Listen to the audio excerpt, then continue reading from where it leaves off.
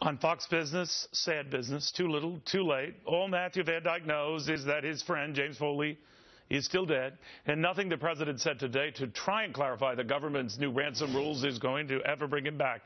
So the question this hour isn't whether we are going to make it easier for hostage families, but whether we risk ending up with more hostages.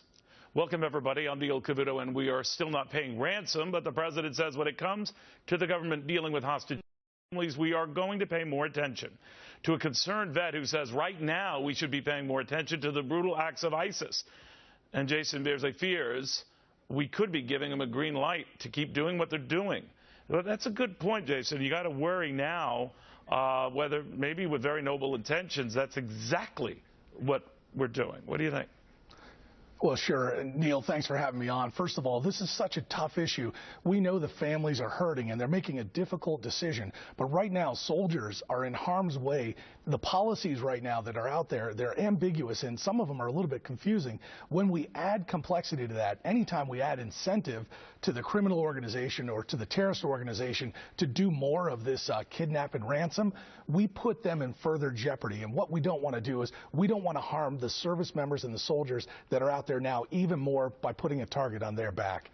The argument against that happening, as I'm sure you've heard, Jason, is that we still have this no ransom policy. It just coordinates how we would interact, that is, hostage families with the government and the various agencies. So if ISIS would somehow be emboldened by that, they're emboldened for the wrong reasons. No one is opening up any wallet. But the fact of the matter is private citizens now are free to do so without fear of repercussion from the government. Very rarely has the government ever acted on that, but it could. But would that really mean more hostages at face value or open more possibilities for that?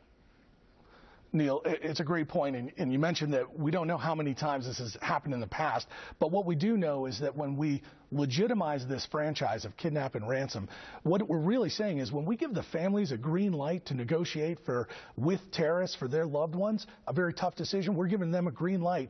It's almost like admitting that the U.S. policy is not competent enough to deal with it. In other words, we're leaving this in the hands of the family, when the U.S. should be a stronger advocate for getting in front of the security of our service members, our citizens that travel overseas, and those men and women who are in harm's way now.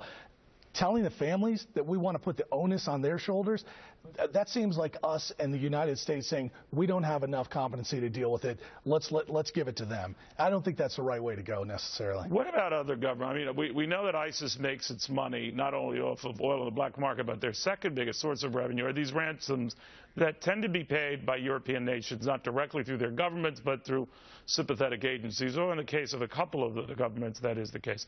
But they get a lot of money for doing that. And I'm just wondering now, if you're an American executive working at anywhere in the world, are you looked upon as more of a target simply because the understanding is that companies will pay for you, individual families will pay for you? What? Again, Neil, that's a great point. South America, Central America, this is a cottage industry. It's grown up where people have used kidnap and ransoming as a way to finance their criminal, their terrorist operations. So when the U.S. government tacitly or implicitly gives authority to those organizations, helps facilitate the communication, what we're really doing is we're helping to legitimize that funding stream. What we don't want to do is take al-Shabaab on the Horn of Africa or al-Qaeda and associated movements in North Africa. We do not want to give them further incentive to further harm our soldiers and service members. Jason, thank you very, very much, and thank you for your service and concern for our vets as well. Jason Beardsley.